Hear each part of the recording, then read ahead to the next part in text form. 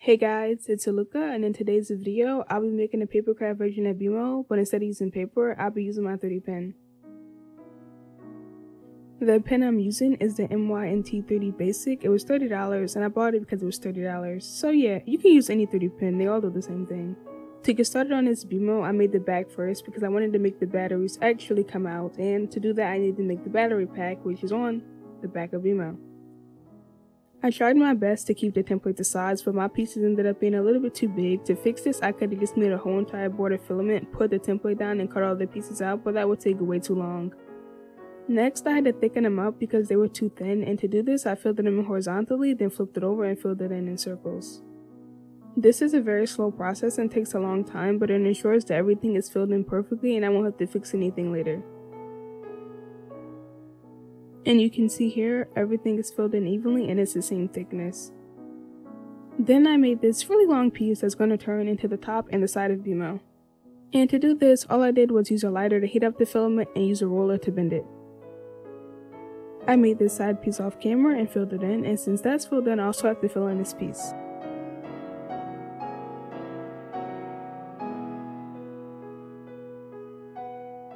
It took me 6 hours to make just these 4 pieces, and next up was the battery compartment. Sometimes when I'm sitting down filling in all of the pieces that I make, I just go, I wonder how long it would take to 3D print this, but if I did that, I wouldn't have any content. Since all the foundational pieces were done, it was finally time to smooth it out, and I rave about this Clover mini iron all the time, but it makes smoothing out all of these big pieces a breeze. $30 for saving hours of my time? I think it's pretty fair. I did a battery fit test, and next up was setting everything down, and for some reason I sanded the battery pack so much even though no one can see it, and I have no idea why. My favorite part of sanding is when I'm finally done and I get to use a lighter to burn off all of the excess dust. It is just so satisfying. Next up was cutting the square out the back panel so the battery compartment can fit in there, and if you're wondering why I didn't just leave space for the square in the beginning, don't think.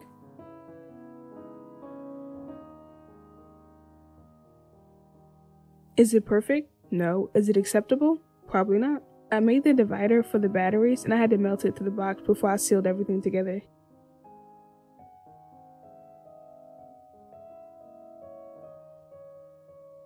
Now, the battery cover is a different story. I actually made a whole nother panel and a bunch of other pieces, but I ended up going with this. It fit the most and it doesn't look terrible. Now, the time has come for me to put all of these beautiful pieces together, and I completely forgot to put the battery pack in, even though I made a mental note to myself to put the battery pack in. I even started to smooth everything out before I realized. And this is when I realized.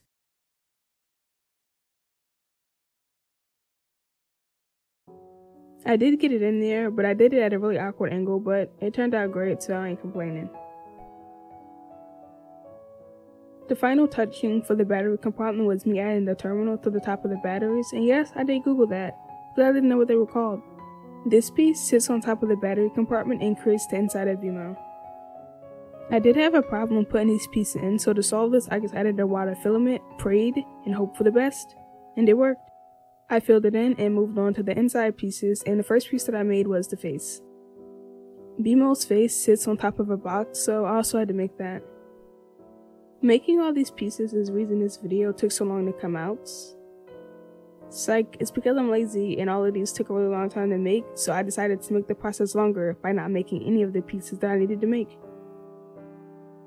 This is the box for the faceplate, and BMO's face just sits on top of here. Next up are BMO's organs, which sounds like a weird thing to say, but I said it. If I'm being honest, at the start of this project, it was really fun. I was having a fun time making it, but I got really frustrated at a point, which is why this video took so long. I took like a 2-week break from this project because I was so mad that I couldn't figure something out, but I did figure it out, and the lesson is, there's no lesson. I fixed the problem when I was up at 3 AM. I had a nice Diet Coke, ice cold Diet Coke, and I said, you know what? I can figure it out. I sat down for 6 hours, and guess what I did? I figured it out. Buy Diet Coke. It makes you smart. On a serious note, it is something that I struggle with. My expectations for myself and my art are really high, even though my skill level isn't at that point. I feel like I can make better things, but when I try to make something that's hard for me, it's like hard to be bad. When you want to be good at something, being bad is like the worst thing ever, but if you're not bad, you can never get good. So it's kind of like me balancing my own expectations with my skill level, if that makes sense. So this year, I'm really going to challenge myself and my abilities with my 3D pen, and hopefully at the end of the year, I'll make things that I never thought that I could make at this current moment.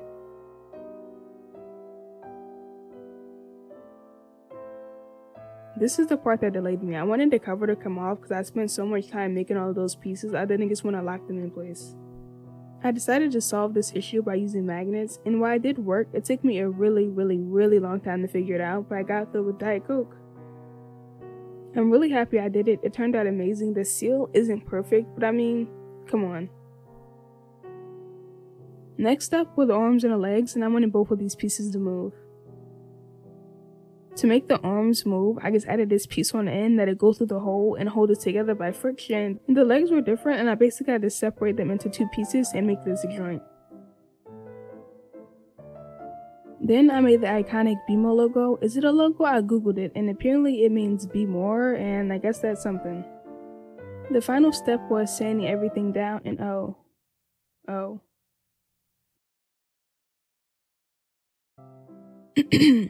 Like I was saying, the final step was sanding, and to do this I used sandpaper, the Dremel obviously, and some diamond drill bits. And once I was done sanding all those pieces, they looked really good. The battery cover still fit in perfectly, the cover still snapped on, the letters didn't look terrible, and it was time for primer. I didn't have the right color for BMO, so I just used the color on the left and mixed it with the white, and it doesn't look terrible. I am not the biggest fan of painting, and in fact, I think my painting is so bad that it ruins some of the things I've created, so I decided to buy an airbrush. I think I'll do better with that than this. At the very least, I think that it'll make my stuff 1, look better, and 2, look more professional.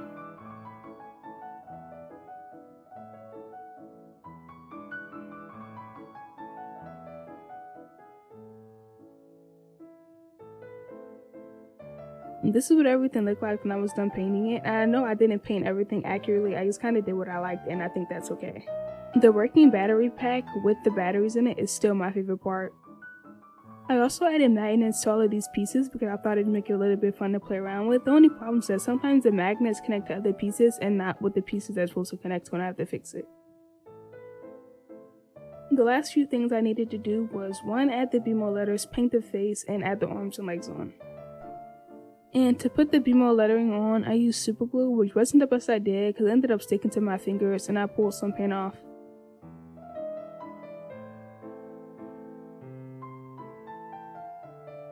It doesn't completely ruin it, but it does look a little less clean. Oh, and I completely forgot about the button, so let's add them on. And I know that button is supposed to be red, but it's not red because I couldn't find my red paint, but I found it after I painted it purple, so. And for the purple dot on BMO, I used a purple marker. I also used a green marker for the green button because I completely lost it and I couldn't find it.